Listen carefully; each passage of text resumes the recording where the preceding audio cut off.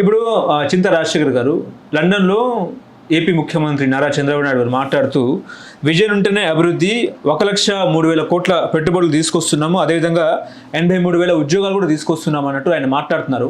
ఆ పెట్టుబడులు ఏంటో మీకు చదివి వినిపించే ప్రయత్నం చేస్తా. 22,976 కోట్లతో ఇండి చిప్ సెమీకండక్టర్ ప్లాంట్ తీసుకొస్తున్నాం. 2,171 కోట్ల పెట్టుబడికి రహేజా ప్రతిపాదన.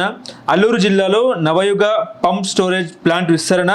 విజయనగరంలో 8,570 కోట్లతో ఇంటిగ్రేటెడ్ స్టీల్ ప్లాంటు ప్రతిపాదన. ఈ పెట్టుబడులు నమ్మొచ్చంటారా? ఇప్పుడు ఆంధ్రప్రదేశ్ రాష్ట్ర విభజనప్పుడు ఆంధ్రప్రదేశ్ విడిపోతే పరిశ్రమలన్నీ తెలంగాణలో ఉండిపోయినాయి. ఆంధ్రప్రదేశ్లో పరిశ్రమలు కావాలంటే పారిశ్రామికవేత్తలకి ఇన్సెంటివ్స్ అంటే ప్రత్యేక హోదా అనే ఇన్సెంటివ్ ఇస్తే ఆంధ్రప్రదేశ్ వచ్చి వాళ్ళు పెట్టుబడులు పెడతారని ప్రత్యేక హోదా ఇస్తామని చెప్పినారు. అది ఇస్తే ఈయన ఎక్కడికి లండన్ కింద తిరగాల్సిన అవసరం లేదు. కూర్చున్న దగ్గర అందరూ వచ్చి ఈయన దగ్గర పెట్టుబడులు పెడతారు. అటువంటి ప్రత్యేక హోదా వద్దని రాసిచ్చిన వినాశకారి చంద్రబాబు నాయుడు. విజనరీ కాదు, వినాశకారి. ఆంధ్రప్రదేశ్ పాలిట వినాశకారి చంద్రబాబు నాయుడు. ఆయన వచ్చి ఏదో తీసుకొస్తారంటే ఎట్లా నమ్ముతారండి?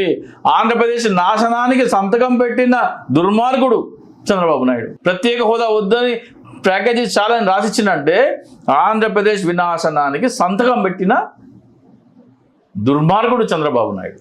క్వాంటమ్ వ్యాలీ తీసుకొచ్చారు, ఏమి రావండి అవన్నీ అవన్నీ చంద్రబాబు నాయుడు వల్ల ఏం రావు. సిలికాన్ వ్యాలీ తీసుకొచ్చారు, గూగుల్ తీసుకొచ్చారు, ఏఐ తీసుకొచ్చారు, డేటా సెంటర్లు తీసుకొస్తున్నారు కదా సార్. నాకు ఒక కమలం పువ్వు ఇస్తే చెవులో పెట్టుకుంటా మాట్లాడు, నాకు చెప్పండి అప్పుడు. ఎందుకండి? ఇంతకుముందు అంటే చెవులో క్యాబేజీ పెట్టుకున్నాను, కానీ ఈయన బీజేపీతో పొత్తు పెట్టుకోండి కదా, చెవులో కమలం పువ్వు పెడుతున్నాడు. నరేంద్ర మోడీ మాటలు, పవన్ కళ్యాణ్ మాటలు గాల్లో మాటలే. ఆయన 2014 ముందర ఏమేం చెప్పినాడు మనకి? 2015లోనే కళ్ళు తెరిచిన నరేంద్ర మోడీ విషయంలో ఎప్పుడైతే ప్రత్యేక హోదా ఇవ్వడం అని చెప్పిండో ఈయన నంబర్ 1 దగాకోరు, మోసగాడు, నయవంచకుడు, నమ్మక ద్రోహి అని 2015లోనే నేను కళ్ళు తెరిచిన. ఇంకా చాలామంది కళ్ళు తెరవాలా. ఇప్పుడు క్వాంటమ్ వ్యాలీ దేశంలోనే మొదటిసారిగా అమరావతిలో ప్రవేశపెడుతున్నారు. అమెరికా వచ్చి నిర్మాణం అయ్యి ప్రొడక్షన్ స్టార్ట్ అయ్యి ఎంప్లాయ్మెంట్ వచ్చిన తర్వాత మాట్లాడండి చంద్రబాబు నాయుడు మాటలు. ఈ గాల్లో మాటలు చాలా విన్నాము. నరేంద్ర మోడీ, పవన్ కళ్యాణ్ ఒకటే, చంద్రబాబు నాయుడు సారీ.